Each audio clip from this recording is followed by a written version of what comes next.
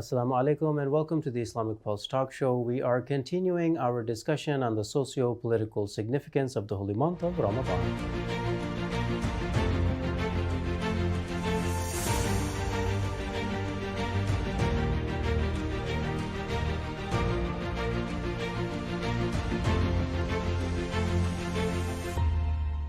Taqiyya in Islam, as Imam Khamenei explains in some of his writings and sermons, is very logical. It's very logical. Every army in the world, every political system in the world, every civilization system in the world has two strategies. It has this overt strategy and then it has a covert strategy. It's been going on since the time of Hazrat Adam alayhi salam. Nothing unusual about it. But how are you a covert representative of another system when you're not even following those guidelines, right? So just to clarify that. So you can't abandon the system of wilaya of your own time, regardless of who the wali is. Yeah. Right? Abandon the system of wilaya of your own time and then say that I'm obeying Allah subhanahu wa ta'ala.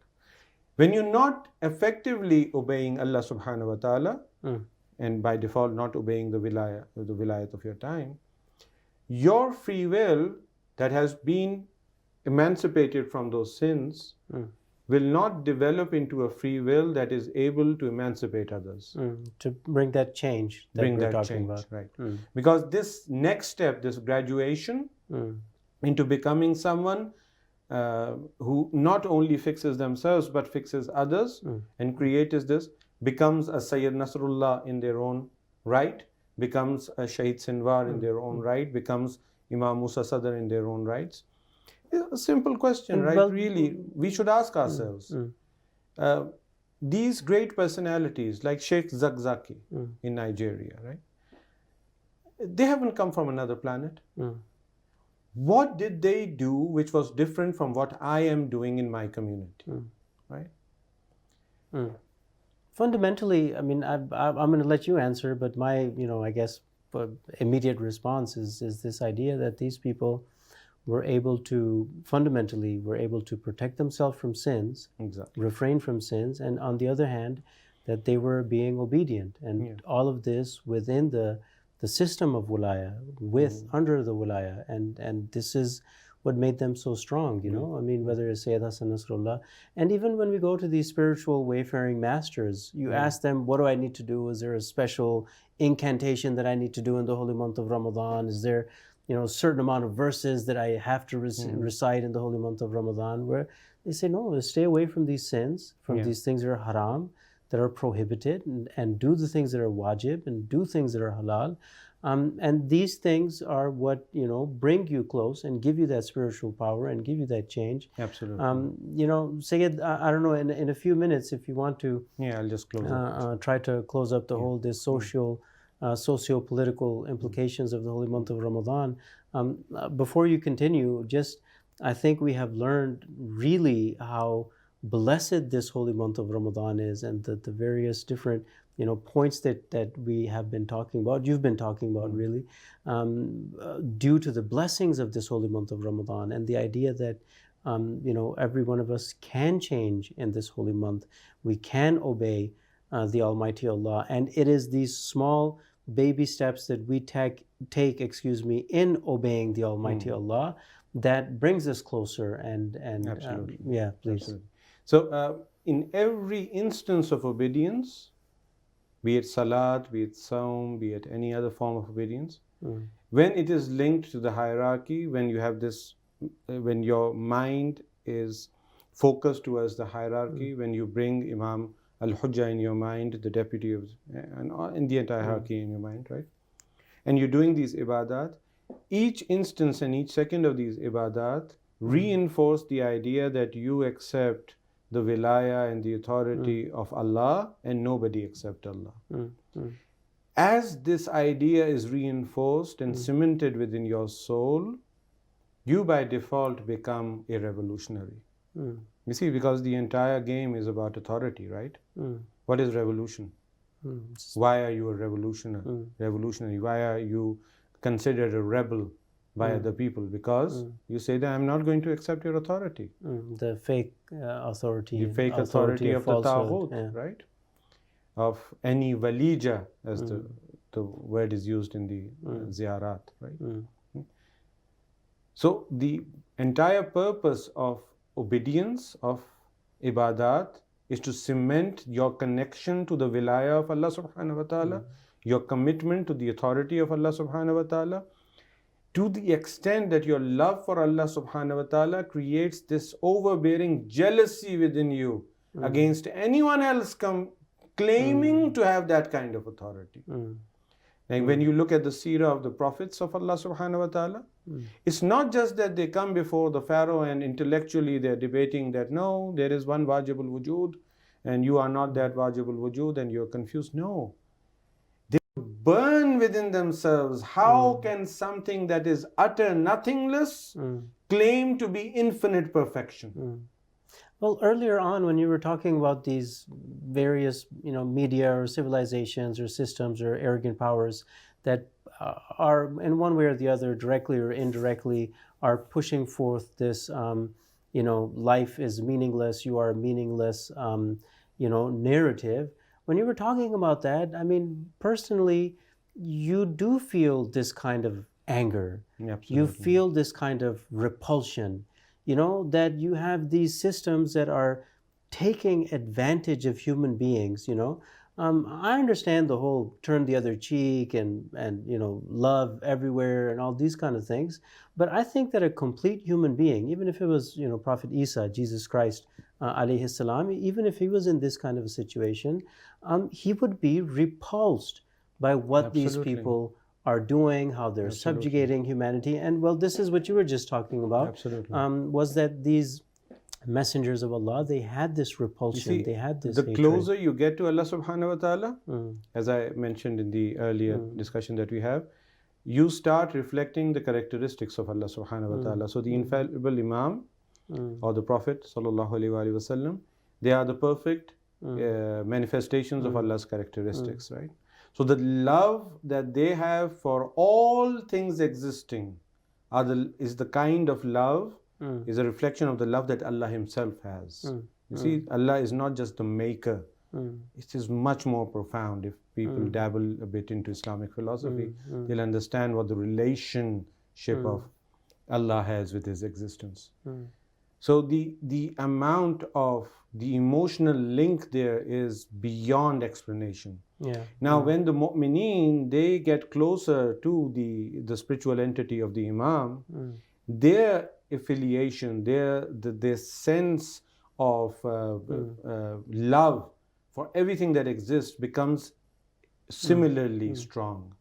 And therefore, their repulsion towards arrogance, towards the agents of evil, the agents of vice and the agents of Satan becomes so much more stronger.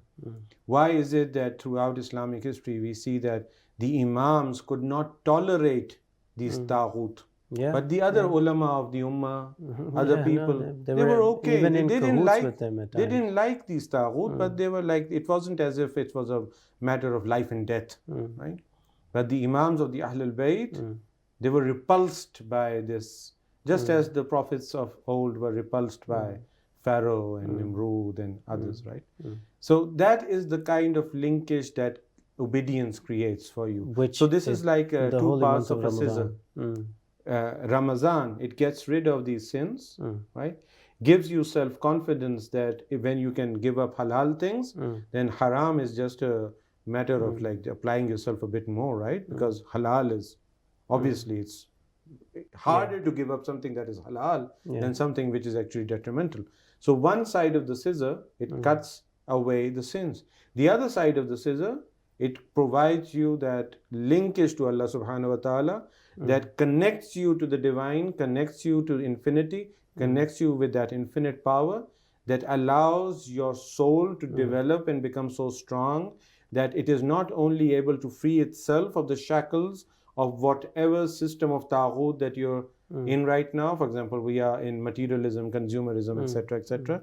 It frees you from apathy towards other people because that love for other people is now being basically nourished by the love of Allah subhanahu wa ta'ala, and then that sense of responsibility. As a closing word, I'd say sometimes we try to force this sense of responsibility upon ourselves, right? We don't really feel so terribly for other people, right? But we say that because it's morally good, like we should. And it's always difficult to do that. Why? Because we're not following the correct path. We're trying to become an Olympic athlete without actually taking that training and those vitamins. And obviously, we'll only force ourselves and hurt ourselves, right? But if we go through the right channel, which is this channel of Ramadan and channel of all the obedience, then that proximity that we achieve with Allah subhanahu wa ta'ala, it will itself lead us to feeling this sense of compassion towards other, and this sense of responsibility towards other, this sense that we need to emancipate and free them. Inshallah. And just as a closing word, if we are being pious in our lives, apparently pious, and we are religious in our lives, but we find that we have apathy towards what's going on with the oppressed in the world, the oppressed in our own community, if we find that we are all right with the rule of the Taghut, if we find that we are all right with this overbearing, materialistic and satanic civilization, or if we're okay with not doing anything, we're okay with not doing anything, then brothers and sisters, Shaytan has already fooled you. Your religiosity is the religiosity of that person in the time of Amirul Mu'mineen alayhi salam, whom Amirul Mu'mineen approached and said that, why did you not prepare yourself for the battle of Jamal? And he said that, I heard a divine voice from the beyond saying that al-qatil wal-maqtul kilahuma fin-nar, the killer and the killed are both in hell. So Amirul Mu'mineen, this master of spirituality, right? He smiles and he says, did you realize who said that to you? And he said, no. So Amirul Mu'mineen, he said, Akhuka Shaytan. It was Shaytan, your brother Shaytan, was tricking you with your own currency. He knew that you have this passion for spirituality, so he came as a voice from beyond. So you might think that it was angelic in nature. The same thing is done at a lower scale with us. There's a narration that the Ahl Sunnat have about a person that we regard to be a villain in the Shia ethos. And that narration says that Shaitan used to come to him to wake him up for Salatul Layl.